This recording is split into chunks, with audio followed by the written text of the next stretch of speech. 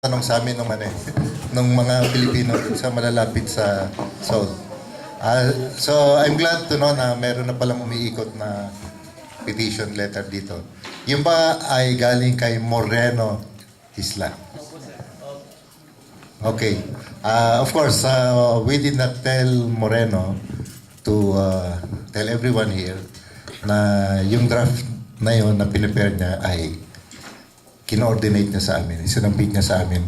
At kami ang nag-redraft nun. Si Consul Talisay yung nag-redraft nun. So, sa amin galing yon, no? Because we believe na, well, sa tinagal-tagal na rin namin dito sa Korea, ay napag-alaman namin na medyo natitinag din pala ang mga Koreano pag merong mga ganyang parang mass action eh. Because this is not the first time that a Filipino group has submitted a petition. Ang example na mabibigay ko sa inyo, ewan ko kung yung ibang mga Filipina spouses dito ay pumirma, no? Ay mayroon ding nag-submit sa amin na grupo ng mga Filipina spouses, no, na in-endorse din namin sa parliament. Yung petition naman for dual citizenship. So nakita niyo naman ang resulta, di ba? So it was successful. Pero yun nga lang merong hindi ang effectivity noon ay July 2. Katulad nga nung nabanggit ni Consular na July 2, 2010. So ibig sabihin, yung mga nagpetisyon na nagpakasal before July 2, 2010, hindi pa rin nabiyayaan. Hindi sila kasali. Kaya ayun, they are preparing another round of petition. So now, of course, I cannot answer directly your question kung kung magiging successful yon, no? But I narrated to you the example of what these spouses did, because ang Korean government naman it's a democratic government, no? It's based on the will of the people. Nakikinig sila doon sa mga petition. And I can tell you now na hindi lang kayo ang nagpipetition, kundi pati nakarating sa aking kaalaman, pati yung mga Thai workers ay nagpipetition. Pati Sri Lankan. Oo. At katulad nila, yung mga embahada nila ay tumutulong din para i-endorse ito sa mga Korean authorities. So, as you can see, no, it's a mass movement na marami na ang nagpapadala sa, hindi lang sa HRD, kundi sa mga concerned Korean government authorities tungkol doon sa sa inyong kahilingan. But having said that, no, gusto kong i-relate itong petition ninyo doon sa naikwento ko sa inyo tungkol sa Silla Dynasty, no? Kasi sinasabi nga sa inyo, isang ipinagmamalaki ng mga Koreano yung kanilang history, no? That they are a homogeneous people. Kahit na anong threat sa kanila, ang occupation from Japan, from China, ay pinagmamalaki nila na they were able to defend their country. Kaya hindi nabahiran hindi nahaluan ng ibang dugo ang bansang Koreano. Pero ngayon, nahaluan ng dugo ng Pinoy. 7,000 na yung napakasal sa kanila. Now, I'm saying this, no? Kasi dahil homogeneous society sila, unlike Filipinos na multicultural society, no? May dugo tayong, may halong Espanyol, Amerikano, Incheck, Bisaya, Pilipino yun pala, no? Sorry issue sa mga Bisaya. So, what I'm saying is, ilagay natin yung katayuan natin doon sa katayuan ng mga Koreano. In short, what I'm saying is, as a homogeneous society, they are not yet prepared to see a person of different color living next to them. No, hindi pa sila handa na Ito, masasabi ito sa inyo ng mga spouses ng mga Koreans katulad ni Loida. I'm sure she went through a lot of difficulties in getting accepted by the families. So, while etong mga parliamentarian sila ay maaring open sila dito sa proposal na ma-extend yung sojourn ninyo and eventually maging permanent migrants na kayo rito. Dahil kasi after a certain period ng paninirahan nyo rito ang next thing na hihingi nyo maging permanent residents na kayo Hindi, pero it will lead to that.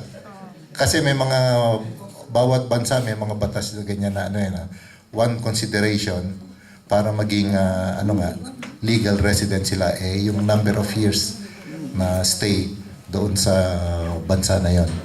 So while I'm saying na hopefully with this mass action of the APS workers, not only from Filipinos, ay hopefully magbunga ito, pero let us put ourselves in the mind of the Korean parliamentarians because they are also weighing the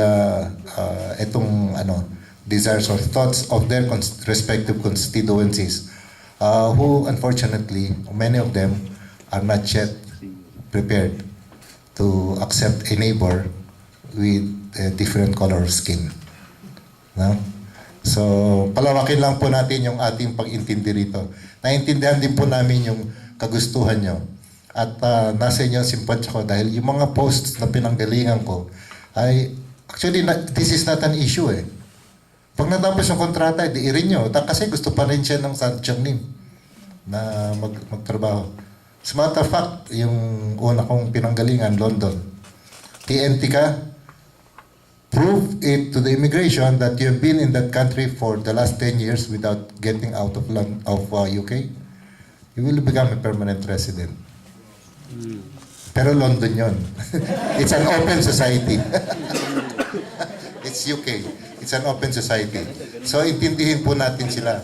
Kaya nga, intentional yung pagkwento ko sa inyo kanina nung Sheila Dynasty na dito nag-ugat. Sila ay homogeneous society. So, hindi pa sila handa. Pero, kaya nga, if you notice, yung mga, the things that we have presented to you, we wanted you to encourage to come up with activities so that your presence here will become very prominent. Kasi gusto namin na tumulong kayo na maging multicultural society, at least ang Gyeongju. Malaman nila na meron palang ibang lahi pa, na meron palang ibang kultura pa na maganda rin, na kasing ganda nung kultura ng Sheila Dynasty. No? So, i-elevate po natin yung presence dito. Ipakita po natin yung magandang kultura ng Pilipinas. No? Tulungan po natin yung mga bandang Pilipino na ipakita na kung ano ang galing talaga ng Pilipino. Hindi lang yung sa pagkanta, hindi lang yung sa trabaho, kundi pati pa sa ibang larangan. Isang example nga, yung mga magagaling na Pilipino na sumulat. Pakita po natin sa kanila na magaling pala tayo mag-English para maraming pupunta sa Pilipinas para mag-aral ng English. Hindi lang magsulat sa English, kundi mag-isip sa English. No? Sinabi ko yung pag-iisip sa English because that's also one reason why they want to learn English from the Filipinos. No? Dahil kasi they can better verbalize yung pagsasalita ng English. But anyway, that's another story. No? So, yung issue ninyo sa petition, ang hiling ko lang bilis-bilisan nyo naman. Baka maiwanan na tayo dun sa So, i-submit nyo kagad kay Moreno para para ma-submit kagad sa amin yung petition so that we can endorse it to the Human Resources Development.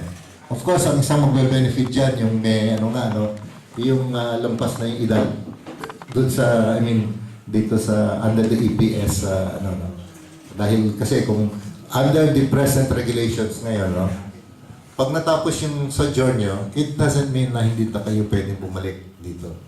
Makakabalik pa rin kayo, but you have to go through the same process again.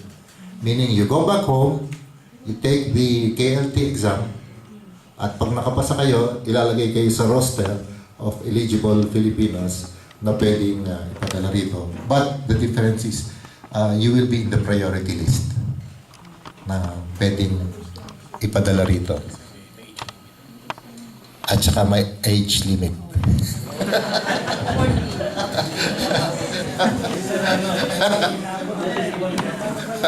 Yun na nga. So, now, having said that, gusto rin namin kayong i-prepare, lalo na yung hindi papasa sa age limit.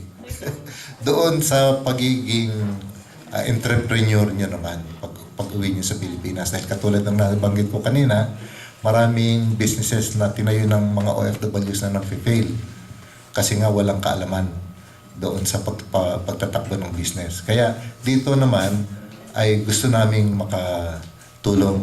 Kung imbitahin nyo kami na bigyan kayo ng seminar dito sa sa financial education program. Lalo na kung mabubuo natin yung mga grupo ng Pilipino, hindi lang dito, kundi yung mga kalapit na na mga cities dito, kalapit na bayan, para at least isang puntahan na lang kami.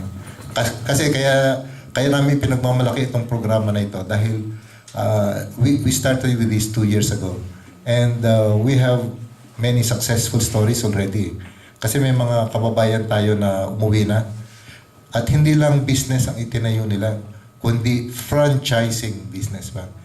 Meaning to say, nagsanga-sanga na yung pinod-up nila. Yung fruit cubes. Merong nagtayo ng isang franchising business, no?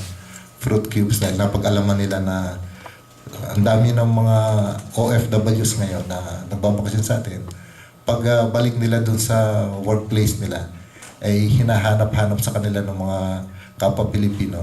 Yung mga nami-miss nila na pagkain, halimbawa mo, katulad ng banana Q, kamote Q, yung mga ganun-ganun. So yun yung ginawa nilang businesses. So kaya both ways, we are addressing this concern that you have now, both ways, no? Yung una nga, yung we are helping you with your petition, and on the other hand, we are helping you also na to take the first step in entering into a new paradigm, a new environment, which is from being a worker here to being an entrepreneur in the Philippines. Ilang po.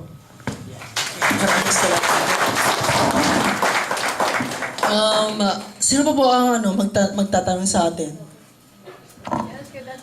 Okay, meron po sinabi po sa akin kanina, Ambassador, mga kaku, nakasalahan ko po sa trabaho na, kasi doon po sa amin, ano sasabihin ko po ba? Doon po sa amin kasi lahat ng passport po namin, hawak po ng company namin. Lahat po kami hawak po yung passport namin. Ano pong dapat namin gawin? Kasi sabi nyo na pag may-ari po ng Pilipinas, yung dapat na sa amin yun. Oo, dapat bawal yun. Technical, alam din ng Korean government na bawal yun. So, ang kailangan lang sabihin nyo sa amin, basically, i-report nyo yung amo nyo. Tapos tatawagan siya ng labor office namin para sabihin na huwag gawin yun at isoli sa inyo yung passport. Kasi ang ginagawa naman ng iba, kinuha ng employer, tapos pupunta sa amin, mag-a-apply lang ng lost passport. Tapos nakasulat na dahilan, naiwan sa taxi. So, ganun din lang. Nagbabayad pa kayo. Kaya mahal ng e-passport nga pala. Pag nawala niyo yung e-passport, $150 at ang bayad. Kaya iingatan yung e-passport. Ibigay niyo sa amin yung pangalan at contact information ng employer. Tatawag ang labor office namin. Pag hindi sumunod, yung local government ang tatawag. Sir, ngunit ang kagandahan naman, kapag kailangan namin yung passport namin binibigay sa amin. Although, ano po dapat, siguro kapag kakausapin po namin doon sa company, siguro ibibigay siguro yun. Sige, siguro. Kung ang arrangement naman parang tinatago lang nila at hindi naman talaga inilalayo sa inyo, decision nyo na kung gusto nyo i-report o hindi.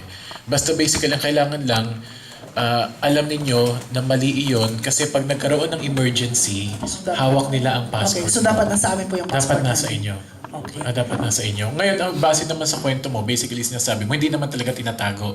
parang safekeeping lang. Well, tinatago pa rin. Pero binabalik sa inyong kailangan. Technically, bawal pa rin. Okay, yeah, thank you. And second one, Manang, kay ate. Okay. And second one po, ano po daw yung latest po na rate ngayon namin? Rate? Oo.